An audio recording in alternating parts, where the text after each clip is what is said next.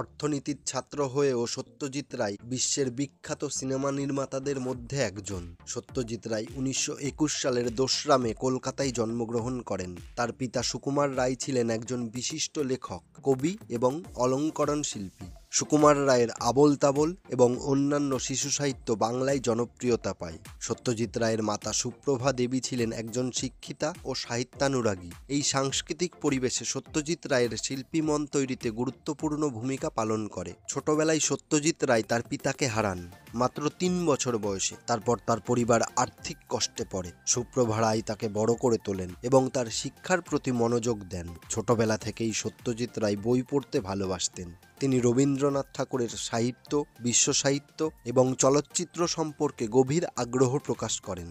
সত্যজিৎ রায় কলকাতার Presidency college থেকে অর্থনীতিতে স্নাতক ডিগ্রি লাভ করেন।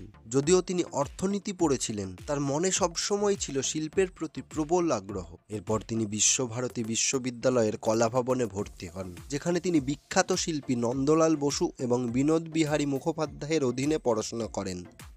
এই সময়ে তিনি বিভিন্ন শিল্প মাধ্যম নিয়ে পরীক্ষা নিরীক্ষা করেন এবং তার শিল্পী সত্তা আরও পরিপক্ক হয়।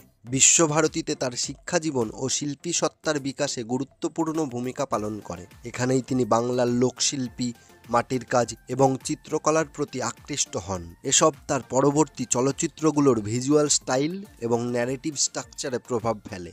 সত্যজিৎ রায়ের চলচ্চিত্র কর্মজীবন শুরু হয় তার প্রথম চলচ্চিত্র পথের পাঁচালী দিয়ে। বিভূতিভূষণ বন্দ্যোপাধ্যায়ের উপন্যাস অবলম্বনে নির্মিত এই চলচ্চিত্রটি ভারতীয় চলচ্চিত্রে এক নতুন দিগন্তের সূচনা করে। এটি তার অপুর ট্রায়োলজির প্রথম চলচ্চিত্র, যার পরের দুটি চলচ্চিত্র হল অপরাজিত এবং অপুর সংসার। পথের পাঁচালী আন্তর্জাতিক ক্ষেত্রে ব্যাপক প্রশংসা লাভ করে এবং কান চলচ্চিত্র উৎসবে শ্রেষ্ঠ মানবিক দলিল পুরস্কার পায়। এই চলচ্চিত্রে সত্যজিৎ রায় একজন পরিচালক হিসেবে তার অদ্বিতীয় ক্ষমতা প্রমাণ করেন।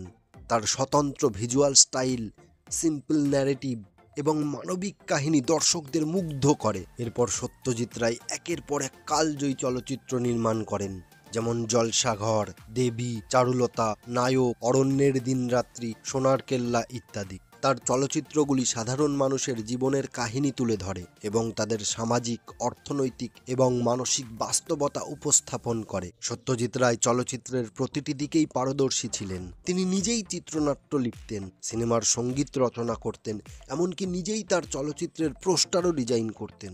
তার সৃজনশীল ক্ষমতা এবং প্রতিভা তাকে একটি সম্পূর্ণ চলচ্চিত্র নির্মাতা হিসেবে প্রমাণ করে।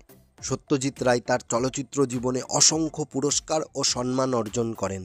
ভারতের সর্বোচ্চ চলচ্চিত্র পুরস্কার দাদা সাহেব ফালকে পুরস্কার তিনি 1985 সালে লাভ করেন। এছাড়া তিনি ভারতের জাতীয় চলচ্চিত্র পুরস্কার, ফিল্মফেয়ার পুরস্কার এবং আন্তর্জাতিক ক্ষেত্রে বিভিন্ন সম্মাননা লাভ করেন। 1992 সালে তিনি চলচ্চিত্রে বিশেষ অবদানের জন্য একাডেমি সম্মানসূচক পুরস্কার লাভ করেন, যেটি অস্কার নামে পরিচিত। 1987 সালে তিনি ফ্রান্সের সর্বোচ্চ বেসামরিক সম্মান দ্য লিজিয়ন অফ অনার লাভ করেন। এছাড়া তার চলচ্চিত্র পথের পাঁচালী বিশ্ব চলচ্চিত্রের ইতিহাসে মাইল ফলক হিসেবে বিবেচিত হয় এবং এটি বিশ্বের সেরা চলচ্চিত্রগুলির তালিকায় স্থান পায়। সত্যজিৎ রায় ছিলেন একজন অসাধারণ চলচ্চিত্র নির্মাতা, যিনি তার সৃষ্টিশীলতার মাধ্যমে বাংলা চলচ্চিত্রকে আন্তর্জাতিক মঞ্চে সুপ্রতিষ্ঠিত করেন। তার চলচ্চিত্রগুলির মাধ্যমে তিনি মানুষের জীবনের বিভিন্ন দিক, সামাজিক প্রেক্ষাপট এবং মানবিক অনুভূতির গভীরতা তুলে ধরেন। তার সৃষ্টিশীলতা, প্যাশন এবং প্রতিভা তাকে বিশ্ব চলচ্চিত্রের একজন কিংবদন্তি হিসেবে প্রতিষ্ঠিত করে। ধন্যবাদ বন্ধুরা, ভিডিওটি ভালো লাগলে অবশ্যই জানাবেন।